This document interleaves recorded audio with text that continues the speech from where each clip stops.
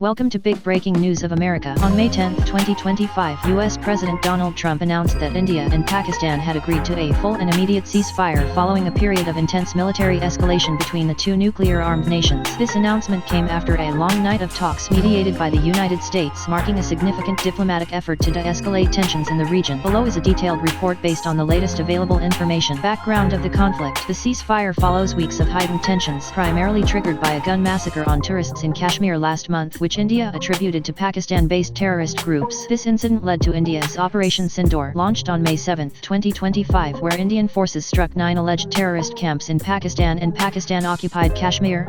Pakistan responded with retaliatory strikes, accusing India of serious provocation. The conflict escalated over 4 days, involving missile strikes, drone attacks, and artillery fire, with both sides targeting areas beyond the disputed Kashmir region, including military installations. The clashes resulted in dozens of civilian deaths and raised global concerns about the potential for a broader war between the two nuclear powers. Trump's announcement. On May 10, 2025, Trump posted on his Truth Social platform, stating, "After a long night of talks mediated by the United States, I am pleased to announce that India and Pakistan have agreed to a full and immediate ceasefire. Congratulations to both countries on using common sense and great intelligence. Thank you for your attention to this matter." This announcement was echoed by U.S. Secretary of State Marco Rubio, who confirmed that India and Pakistan had agreed to an immediate ceasefire and would begin talks on a broad set of issues at a neutral site. Rubio noted that he had spoken with Indian External Affairs Minister Ceasefire and Pakistan Army Chief Asim Munir earlier that day. Pakistan's Foreign Minister and Deputy Prime Minister Ishaq Dar also confirmed the ceasefire, stating on Geo News that it was full-fledged and not partial. Dar emphasized Pakistan's commitment to peace and security without compromising its sovereignty, adding that 36 countries, including Saudi Arabia and Turkey, played a role in facilitating the deal. India's Foreign Secretary later confirmed that the ceasefire took effect at 5 p.m. local time, 12:30 BST, after Pakistan's Director General of Military Operations contacted his Indian counterpart. U.S. mediation efforts. The ceasefire was the result of intense U.S.-led diplomatic efforts over the past 48 hours. Trump and Vice President J.D. Vance engaged directly with senior officials from both countries, including Indian Prime Minister Narendra Modi, Pakistani Prime Minister Shehbaz Sharif, Ceasefire, Munir, and national security advisors. This mediation marked a shift from earlier statements by Trump and Vance, who had initially adopted a non-interventionist stance, with Vance describing the conflict as fundamentally none of our business in a Fox News interview on May 8, 2025. Despite earlier reluctance, the Trump administration's involvement was spurred by the escalating nature of the conflict, which Trump described as the most expansive between India and Pakistan in decades, involving new weaponry like unmanned aerial drones. The White House's National Security Council spokesman Brian Hughes praised Trump's role, posting on X at POTUS is a force for peace. Reactions and confirmations. India confirmed the ceasefire in a brief press conference, with the Foreign Secretary noting that fighting ceased at 5 p.m. local time. However, a scheduled press conference with India's defense and foreign ministries was delayed, indicating possible ongoing discussions or caution in public statements. Pakistan. Ishaq Dar's confirmation on Geo News and his emphasis on the involvement of multiple countries highlighted Pakistan's diplomatic outreach. Dar had earlier warned that any further Indian strikes would prompt a response, but he welcomed the de-escalation. International media and social media. The announcement was widely reported by global outlets like BBC, Al Jazeera, CNN, and The Washington Post, with many citing Trump's Truth Social post as the initial source. On X, posts from users such as @Reuters,